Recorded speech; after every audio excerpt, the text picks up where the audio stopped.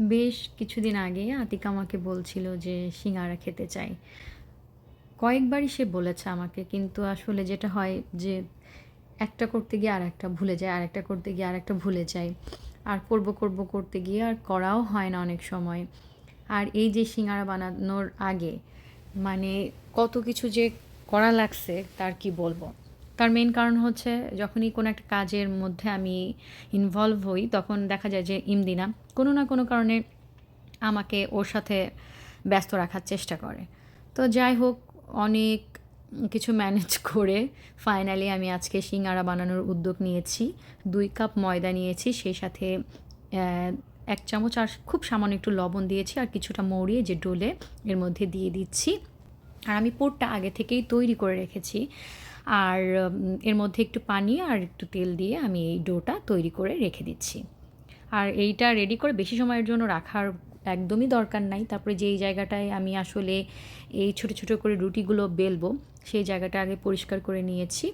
তারপর ছোট, ছোট করে বল, বল করে নিয়ে এই যে এরকম একটা রুটি মতো বানিয়েছি। তারপর এই যে সিঙ্গারার শেপের জন্য আমি সিঙ্গারার একটা পুর তৈরি করেছিলাম, সেটা এর মধ্যে দিয়ে দিচ্ছি। আর পানি দিয়ে এই প্রলেপটা করে নিতে হয়।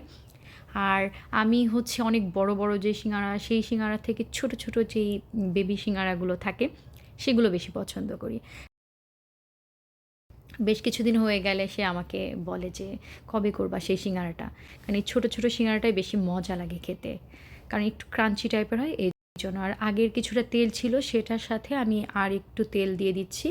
যেটা হয় যে এই ধরনের ভাজা পোড়াগুলো একটু ডুবো তেলে ভেজে করলে ভালো হয়। তো এই যে আমি অনেকগুলা বানিয়ে নিয়েছি একবারে ছোট, ছোট বেবি সিঙ্গারা। তো সেইগুলো আমি হচ্ছে তেলটা বেশি গরম হওয়া যাবে না। খুব হালকা গরম হলেই তখন এই সিঙ্গারাগুলো দিয়ে দিতে হবে। দিয়ে আমি হচ্ছে ধীরে, ধীরে এই সিঙ্গারাগুলো ভেজে নিব। আর অনেকে এইগুলা আসলে দেশের বাইরে এই আমরা যেগুলাকে সিঙ্গারা বলি, সবাই সেগুলাকে শুনি যে সামোচা বলে।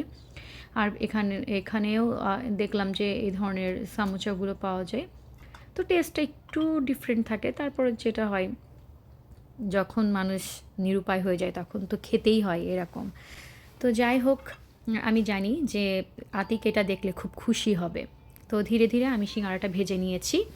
আতিক যেহেতু অফিসে, তো আমি ভেজে এই যে একটু ফয়েল পেপার যেটা, সেটার মধ্যে করে আমি সিঙ্গারাগুলো রাখছি যাতে একটু গরম থাকে সেজন্য। আর একটু পেঁয়াজ কুচি করে আমি উপর থেকে দিয়ে দিচ্ছি। আর সেই সাথে দিয়ে দিচ্ছি উপরে ভাজা জিরের একটু গুঁড়া। তো এই যে আমার সিঙ্গারার ফাইনাল লুক। আই হোপ আপনাদের ভালো লেগেছে আমার আজকের ভিডিও। Thanks for watching.